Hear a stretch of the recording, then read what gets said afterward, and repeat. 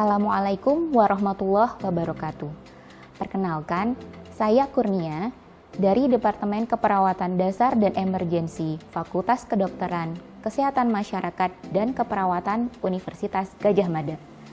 Pada video kali ini, saya akan menjelaskan dan juga mendemonstrasikan keterampilan pemberian oksigen. Pemberian oksigen merupakan tindakan kolaboratif yang membutuhkan advis dari dokter. Definisi dari tindakan ini adalah pemberian oksigen kepada pasien dengan menggunakan konsentrasi oksigen di atas konsentrasi atmosfer. Tujuan dari pemberian oksigen adalah memberikan oksigen yang adekuat ke dalam jaringan sekaligus meringankan kerja pernafasan dan kerja otot jantung. Proses transportasi oksigen di dalam jaringan dipengaruhi oleh beberapa hal. Yang pertama, cardiac output. Yang kedua, kadar oksigen di dalam arteri. Yang ketiga, kadar hemoglobin.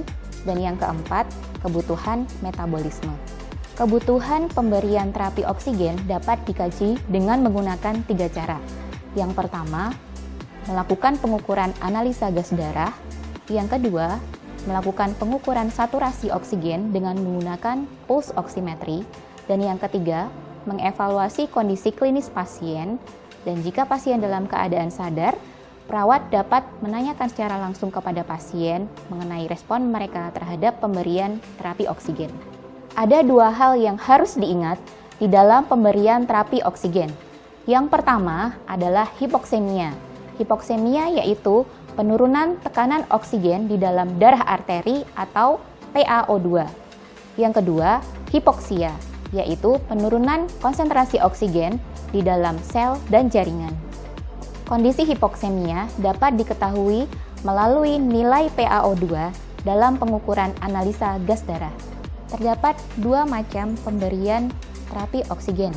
Yang pertama adalah metode low flow delivery system.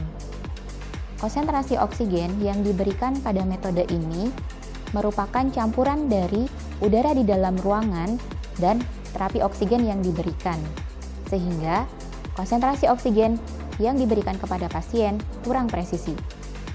Metode yang kedua adalah high flow delivery system. Pada metode ini, udara yang dihirup oleh pasien sepenuhnya diberikan oleh sistem. Metode ini diberikan pada pasien yang membutuhkan konsentrasi oksigen yang presisi. Pada video kali ini, kita akan berfokus pada keterampilan pemberian terapi oksigen dengan metode low flow delivery system. Ada beberapa indikator yang digunakan di dalam terapi oksigen. Yang pertama, FiO2, yaitu presentase fraksi oksigen. Yang kedua, PaCO2, yaitu tekanan parsial CO2 di dalam darah arteri, yang digunakan untuk menilai keadekuatan ventilasi. Selanjutnya, PaO2, yaitu tekanan parsial O2 dalam darah arteri untuk menilai keadekuatan oksigenasi.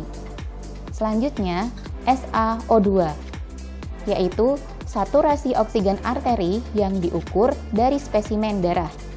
Yang terakhir, SpO2, yaitu saturasi oksigen arteri yang diukur dari pulse oximetry.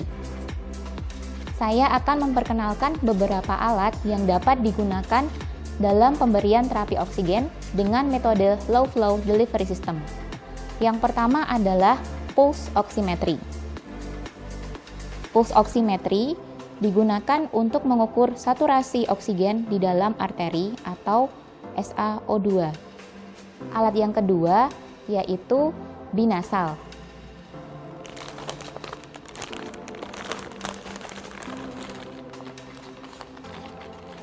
Alat ini digunakan dalam pemberian oksigen dengan kecepatan aliran 1-6 liter per menit. Alat berikutnya yaitu rebreathing mask atau biasa disebut RM.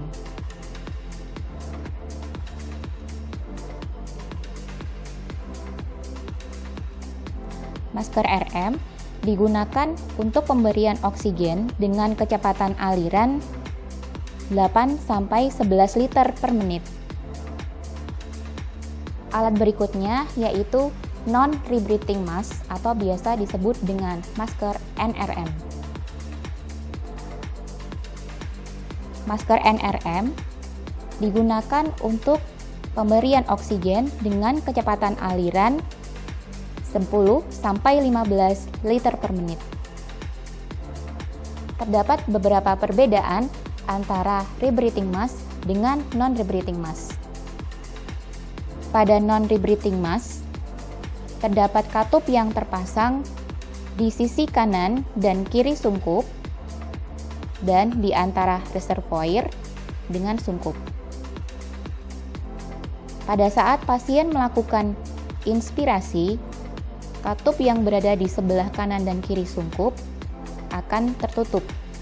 Tujuannya adalah menghalangi CO2 untuk dihirup kembali oleh pasien. Pada saat pasien melakukan ekspirasi, katup ini akan terbuka untuk mengeluarkan udara ekspirasi yang berisi CO2. Sedangkan pada rebreathing mask, katup ini tidak terpasang pada kedua sisi sungkup maupun di antara reservoir dan sungkup. Sehingga udara ekspirasi yang berisi CO2 dapat dihirup kembali oleh pasien. Alat berikutnya yaitu set tabung oksigen dan pressure regulator. Pressure regulator terdiri dari keran regulator, kemudian indikator, kemudian flow meter, dan selanjutnya tabung humidifier. Pada saat perawat akan memberikan terapi oksigen, perawat harus memastikan keran regulator dalam kondisi terbuka. Indikator ini menunjukkan adanya tekanan oksigen di dalam tabung. Keran yang terbuka memastikan oksigen dapat mengalir. Bagian berikutnya yaitu flow meter. Alat ini digunakan untuk mengatur kecepatan aliran oksigen yang diberikan kepada pasien. Kecepatan aliran oksigen dapat diatur dengan menggunakan tuas berikut ini. Diputar, kemudian indikator ini akan bergerak naik. Setiap kenaikan kecepatan aliran oksigen sebanyak 1 liter, maka konsentrasi oksigen yang diberikan kepada pasien akan mengalami kenaikan sebesar 4%.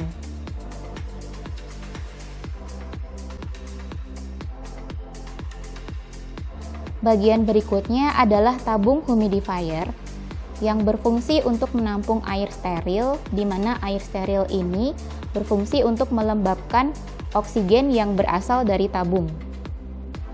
Air steril yang diisikan ke dalam tabung humidifier harus berada pada rentang antara level bawah dengan level teratas dari indikator yang tercantum di dalam tabung humidifier.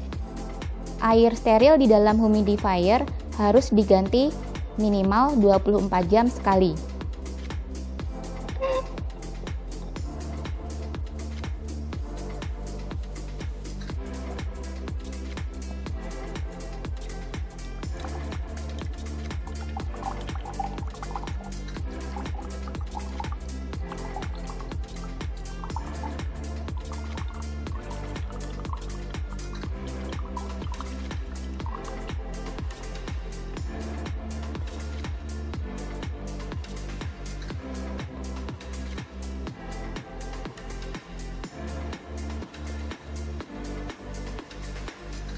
Air yang diisikan berada pada rentang level yang paling bawah dengan level yang paling atas di antaranya. Pada saat keran oksigen dibuka, maka akan timbul gelembung di dalam tabung humidifier. Semakin tinggi kecepatan aliran oksigen yang diberikan, maka gelembung yang tercipta akan semakin banyak.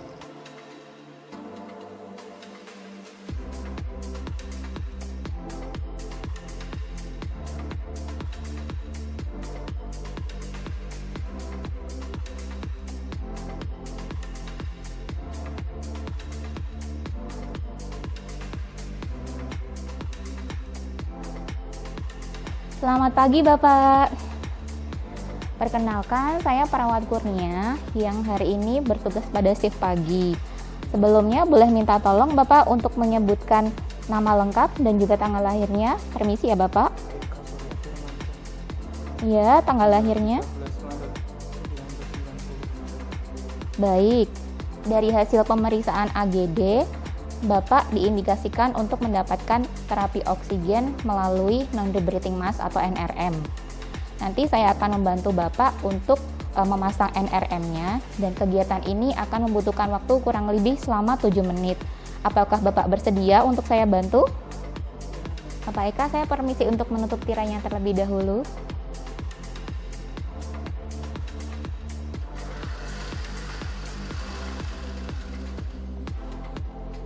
Baik Bapak, sebelum saya memasang masker oksigennya, saya akan mengukur saturasi oksigennya dulu ya Bapak, dengan menggunakan alat pulse oximetry. Alat ini akan saya pasang di ibu jari Bapak. Permisi ya Bapak.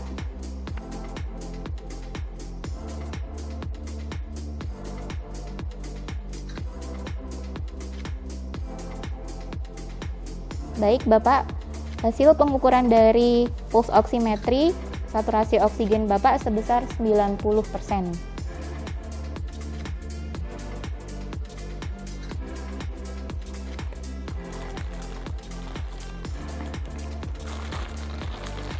Saya akan memasang dulu maskernya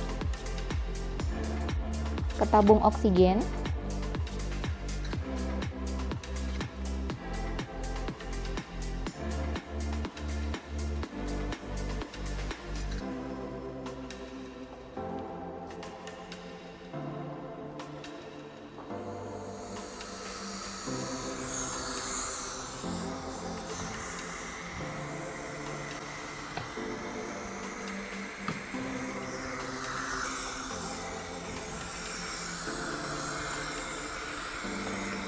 Permisi Bapak, saya akan memasangkan masker oksigennya.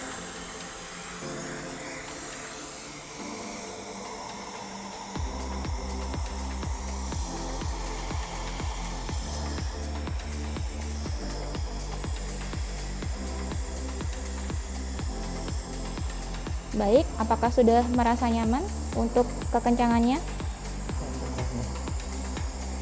Saya kendorkan dulu. Terlalu kencang atau tidak ya Bapak? Segini sudah pas?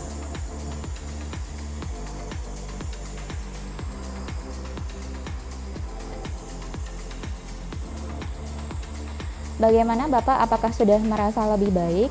Apakah sesak nafasnya sudah merasa berkurang? Masih, tapi itu nyaman. Udah nyaman ya Bapak ya?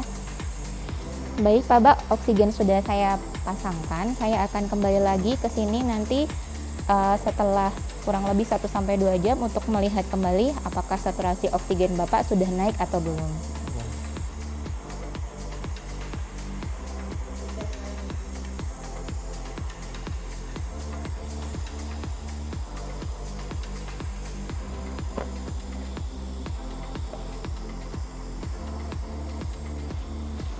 Terima kasih atas kerjasamanya Bapak Eka, saya mohon izin dulu. Selamat siang Bapak.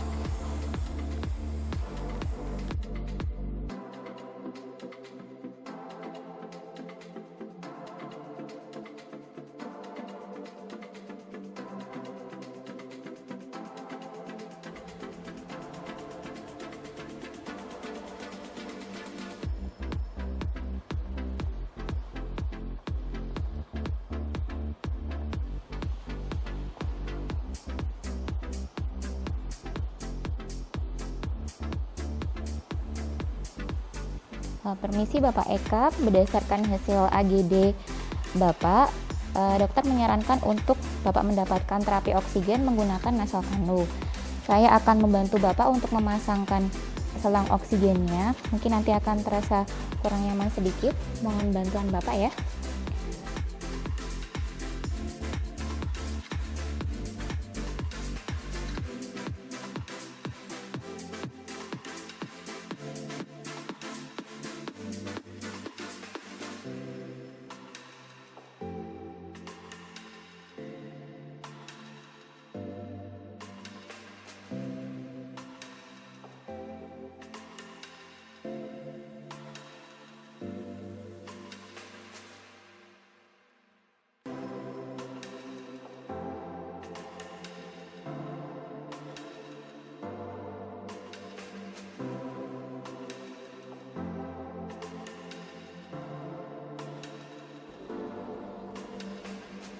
Permisi Bapak.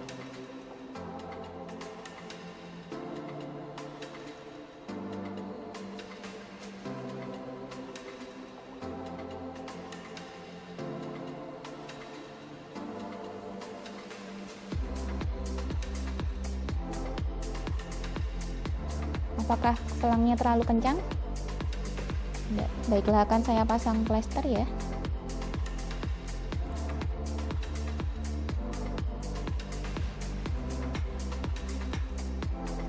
Permisi Bapak.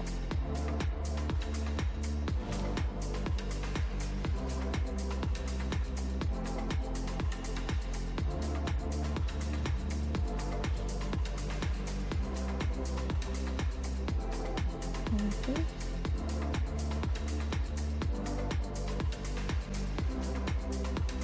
Baik, selang oksigennya sudah terpasang, Bapak bisa mulai coba hirup oksigennya dalam-dalam.